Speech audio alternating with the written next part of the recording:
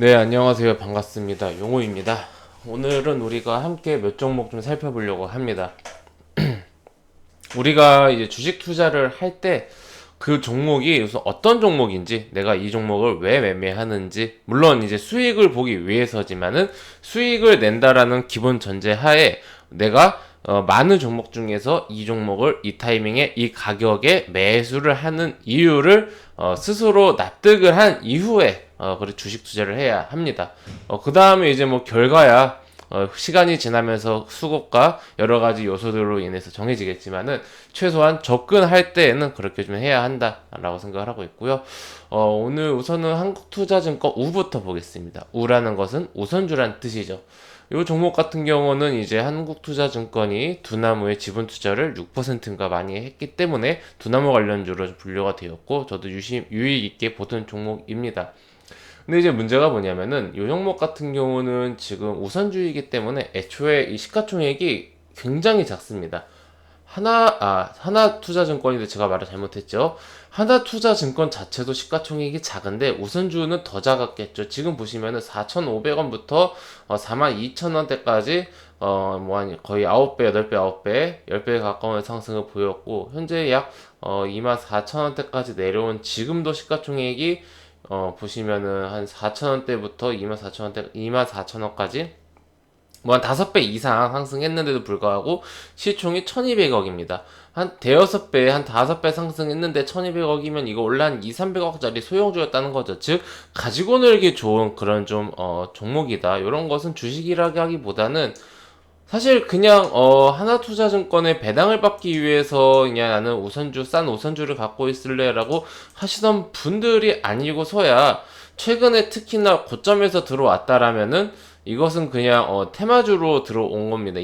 여기서부터 인정을 해야 됩니다. 근데 이제 우선주와 그냥 보통주의 차이는 같이 움직일 때는 테마주일지라도 테마가 끝나버리면은 이게 되돌아갈 수 없을 정도로 이제 이게 회복이 안 될 정도로 갈 수가 있는데 비슷한 유래가 이제 삼성중공업 우선주 이거 보시면 이것도 상승할 때 남부럽지 않게 상승했거든요. 4만원대부터 뭐 거의 뭐 100만원대까지.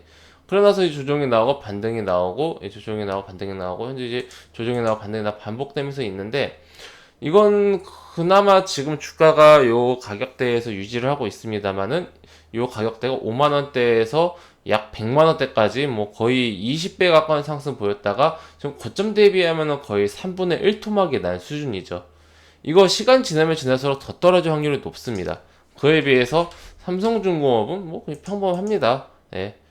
이게 같은 종목인데 왜 이렇게 씁니까? 예, 같은 회사인데 결국 우선주는 이게 상승할 때 그 사이클 안에서 끝내야지 그 사이클을 지나면은 위험하다라고 좀 생각을 하고 있고요. 아직까지는 사이클이 완전히 끝난 건 아니라고 생각합니다. 차트 보시면 이거는 철저한 기술적 분석으로 봐야 됩니다. 상승, 하락, 반등, 그리고 하락 요 구간입니다. 그렇다면 지금 반등 남아 있습니다. 요거 한번 먹고 끝내야 됩니다. 제 생각은 그래요. 이게 나중에 뭐 몇 년이 지난 이후에 다시 이게 뭐 주가 바닥 이게 너무 많이 내려왔네요. 주가가 내려와서 횡보하고 아까 삼성중공업처럼 어느 정도 가격에 떨어지면 거기서 더 이상 안 떨어질 겁니다. 그리고 이제 시간이 몇 년, 몇 개월, 몇 년 지나고 가상화폐가 어떻게 될지 알 수 없습니다만은 앞으로 뭐 미래에 업비트가 두나무가 상장을 한다라면은 이슈가 되면서 다시 한번 시작할 수 있는데 그게 몇 개월 뒤가 될지 뭐 몇 년 뒤가 될지 알 수가 없고요. 제가 알기로는 두나무가 지금 상장을 준비한다고는 하는데 기대감 자체가 나스닥 상장인데 뉴욕 증시나 미국으로 갈지 우리나라의 증시에 상장할지 알 수가 없습니다. 그리고 가상화폐 인기가 떨어지면은 두나무도 이슈도 같이 줄어들 겁니다. 즉 이것을 몇 년 동안 가져가거나 몇 개월 동안 이건 몇 개월로도 안 될 것 같아요. 가져가려면 몇 년 동안 봐야 될 것 같은데 근데 이번 마지막 반등은 제 생각에는 이르면은 뭐 한 몇 주 안에 뭐 며칠은 좀 더 걸리겠네요. 특별히 비트코인이 지금 반등을 제대로 못하고 있어서 비트코인 반등부터 좀 나와야 될 것 같은데 두나무의 어떤 그런 상장 이슈가 구체화가 되던가 비트코인 가격이 다시 상승하면서 뭐 1억을 돌파하던가 뭐 이런 식으로 둘 중에 뭐 아니면 뭐 또 다른 새로운 호재가 있다든지 이러지 않는 이상에서야 뭐 단기에는 힘들 것 같지만은 어쨌든 단기 반등 한번 나온다라면은 여기서 좀 손실이 있더라도 정리를 하고 엑시트를 해서 피해를 최소화하는 그런 쪽으로 보는 게 좋을 것 같고요. 기술적으로 놓고 봤을 때는 중심값에 거의 다 왔습니다. 23,000원을 이탈하면 안 될 것 같고, 이탈한다고 한다라면은 뭐 18,000원대까지도 하락할 수가 있습니다. 요 점까지 참고하셔서 대응을 하시면 좋을 것 같습니다. SBI 이것도 가상화폐 관련주고 지금 이거는 더 쉽습니다. 이거는 하나 그 투자증권 우보다 쉽고요. 우선주보다 쉽고 지금 요 가격대에서 이렇게 횡보하고 있는데 이것도 가상화폐 관련주이긴 한데 아까는 그거는 두나무 이슈라고 하면은 이거는 이제 그 이스라엘인가 거래소 이토로로 알고 있거든요. 거기에 이제 SBI 홀딩스 일본 회사죠. 지분 투자를 해서 이제 현재 이렇게 주가가 많이 올라서 횡보를 하고 있는데 그나마 좀 아까보단 낫습니다. 이 종목이 안정적인 면에서. 근데 이제 화끈한 맛은 떨어질 수가 있어요. 이것도 같은 맥락으로 이트로발 어떠한 그런 호재가 나오거나 아니면 비트코인 가격이 급등을 다시 한다든지 그러니까 비트코인 가격이 회복을 해야 됩니다. 결국은 가상화폐 관련주들 거래소 관련주들이 반등 나오려면은 이제 회복을 해야 되고요. 아니면 뭐 야누자라든지 다른 이슈도 있긴 한데 그쪽으로는 크게 이슈가 안 되고 있고 오히려 가상화폐 관련주로서 좀 살펴보는 게 좋을 것 같습니다. 같은 맥락으로 보시고 제가 이거 라인 잡아드린 건데 대응선은 2,000원 정도로 보시면 될 것 같습니다. 네. 지금 근데 이 가격대에서 잘 행보하고 있어서 안 깨지는 게 중요할 것 같아요. 오늘 하락장에서도 안 빠졌으니까요. 이거 요즘에 철강주 강한데 이거 근데 이게 철강주로 움직인 게 아니라 이거 바닥에서부터 크게 올라왔는데 윤석열 관련주 정치 테마주로 올라왔습니다. 정치 테마주는 정치 테마주로 끝내야 됩니다. 회원님들 이거는 이거는 야 지금도 철강주들 많이 좋은데 그래서 이제 어제 뭐 살짝 반등 나온 것 같은데 이미 많이 올랐기 때문에 지금 철강주들 많이 상승한다고 해서 금강철강이 마땅히 뭐 따라갈 것 같지는 않고 이미 많이 올랐잖아요. 남들 안 오를 때 미리 올랐기 때문에 지금은 오히려 좀 특히 오늘같이 철강주 또 하락하면은 같이 또 하락하는 상황이고요. 지금 보시면은 상승하고 이제 보시면 하락하는 구간이 짧다가 길어졌습니다. 하나의 사이클이 하락이 되게 짧죠. 하루 뭐 일주일 이러다가 지금 뭐 거의 뭐 한 달째 하락하고 있지 않습니까? 하나의 사이클이 끝났다라고 봅니다. 이것도 마찬가지로 테마주가 많네요. 이렇게 반등하는 그런 구간에서 그냥 털고 나와야 하는 아니면은 윤석열 총장이 뭐 아니 전 총장이죠.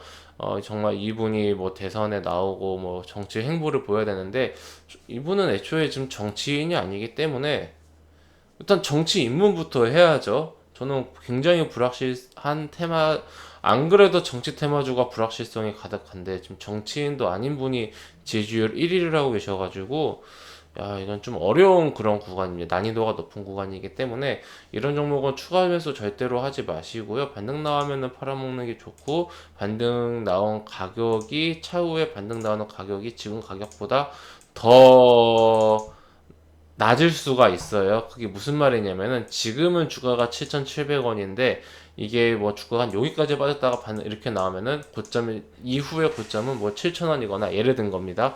이렇게 되면서 이렇게 계단식으로 하락할 수가 있단 말입니다. 계단식 하락. 그렇기 때문에 우리가 요런 종목은 웬만하면은 매매 안 하시는 게 좋고 저는 개인적으로는 정치 테마주 지금은 조금 보수적으로 보고 있습니다. 정치 테마주 아니어도 할 매매가 지금 많습니다. 네, 많고 시장 자체가 트렌드가 많이 바뀌어서 예전처럼 정치 테마주로 큰 재미를 보기 쉽지가 않아요. 저번 대선까지만 하더라도 정치 테마주가 굉장히 괜찮았는데 사실 그 전 정치 테마주가 더 재밌었거든요. 그러니까 이게 5년 지날 때마다 정치 테마주의 어떤 그런 특히 인맥주의 영향력이 작아지는 듯한 느낌을 받습니다. 그리고 윤석열 관련주 제가 알기로는 지금 수십 개가 넘습니다.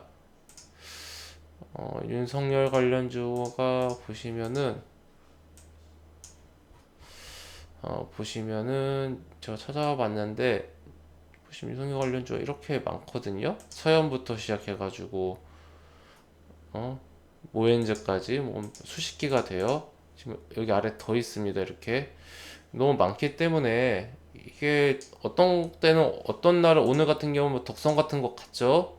그리고 서현도 가고 전체적으로 가는데 이런 날에 남들 갈 때 빠지기도 하고 또 남들이 빠질 때 가기도 하고 관련 정책 테마주를 하면은 딱 그 몇 개로 압축이 된 상황에서 하는 게 좋은데 지지율이 1위다 보니까 너무 많아졌어요 개수가. 저는 웬만하면 이런 종목은 좀 단기로 짧게 보시고 안 하시는 게 좋을 것 같습니다. 그래서 대응선은 잡아 드려야겠죠. 이거 웬만하면 대응선 좀 길게 안 가져가시는 게 좋을 것 같은데 좀 아쉬움이 있으실 것 같습니다. 뭐 한 6,800원 정도 아니면은 사실 오늘 저가 깨면은 한 7,500원 깨면은 정리하시는 게 무난하지 않을까 생각을 합니다. 네, 참고하셔서 대응을 잘 하셨으면 좋겠습니다. 감사합니다.